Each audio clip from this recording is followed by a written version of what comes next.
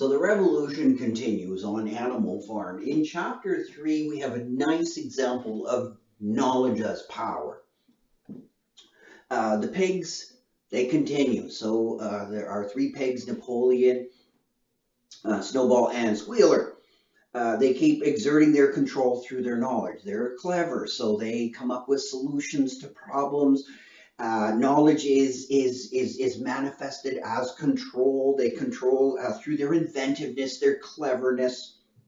The first harvest for Animal Farm was pretty good, better than before.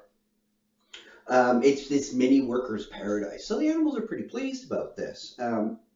Old Benjamin, whom I haven't mentioned yet, old Benjamin the donkey, and some people say it's Orwell putting himself into the story.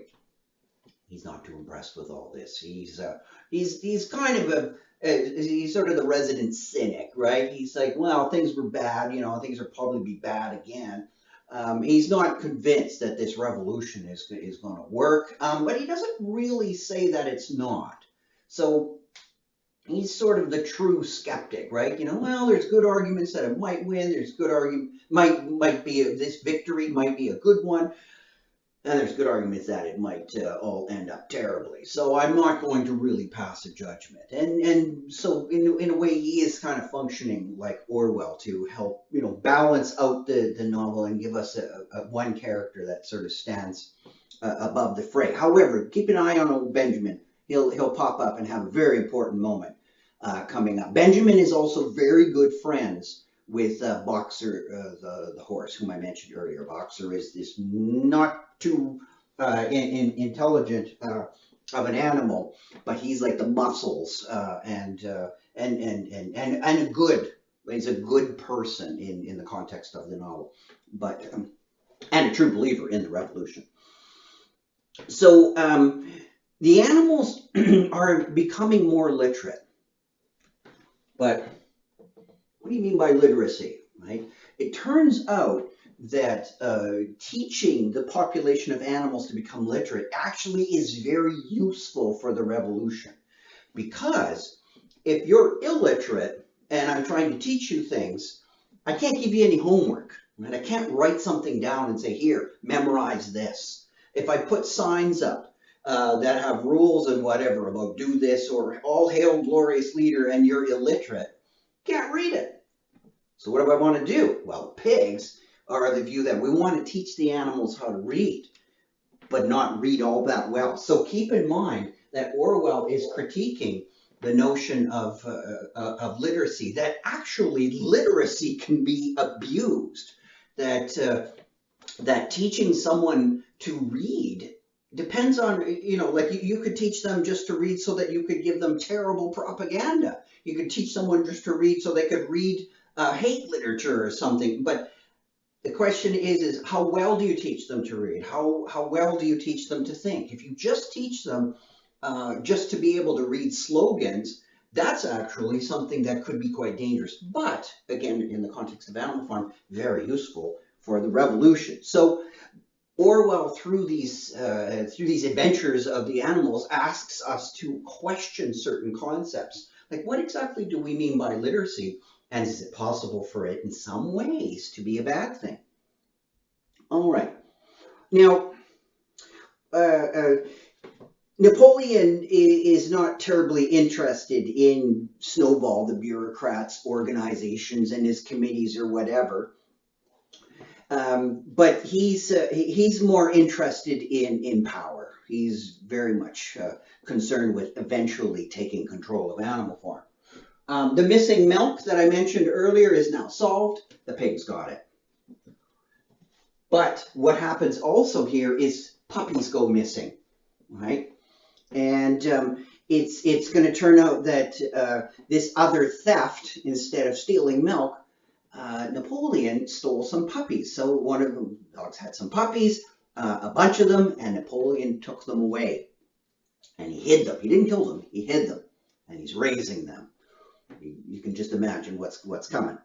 In any case, the others hear about the milk, that the pigs got the milk. And they're convinced by the pigs' argument that the pigs need the milk because they're the thinkers, they're the leaders. They got to have this stuff. It's not that they want the milk or they don't want to share it. It's if the revolution is going to be successful. So it's dripping with irony. If the revolution is going to be successful, our leaders, they need good things. They need to have that milk. They need all the nutrients from that milk in order to be at their best. It's not that they want it. They want to further the revolution. So they must have that milk. So once again, the animals, they accept it. And Orwell does say, watch all the places where the animals are accepting what the pigs are putting forward. And the pigs are not forcing it, but the animals are accepting it. And they're slowly getting their minds trapped and incarcerated by this ideology. But they do accept it at the beginning. And that's what Orwell worried about. So the movement survives. Persuasion is, in a sense, it's still operating, but increasingly, if you're not getting good food, you're not going to do your best thinking. So as the pigs not only shape how the other animals think, they shape what the other animals eat, and so your cognitive functions just slowly decrease, right? You can't think conceptually. Your brain is being starved of nutrients. This is a very dark novel, to say the least. And the freedom to think is bounded as well. Not only is it only within the context of animalism that you can think, but even the freedom within animalism to think is starting to shrink, because committees and proposals to vote, proposals that the animals would vote on, at least have some choice amongst proposals, those are going to start getting compressed as well. And so this is kind of like a giant fallacy if you think about it, right? Your options, you might think that you're freely choosing amongst options, but your option set is already an artificial restriction on real possibilities. Okay, so you're limited. Your freedom is maybe a little bit there, and it can give you the illusion that you're free. Coercion is subtle. Here it's masquerading as some kind of free choice. But the result is giving birth to a class distinction in terms of the pigs get the milk. They get some kind of privilege. So the notion of privilege is being created and instantiated. Or we could say, to invoke an old Marxian notion, is that revolutions have a tendency to duplicate what they've overthrown. So privilege of Manor Farm that Jones had is now being duplicated. It's being recreated on animal farms. So something that was overthrown is making in its appearance. So the old system of privilege is now coming back. It's just the occupants of the levels have changed. Well,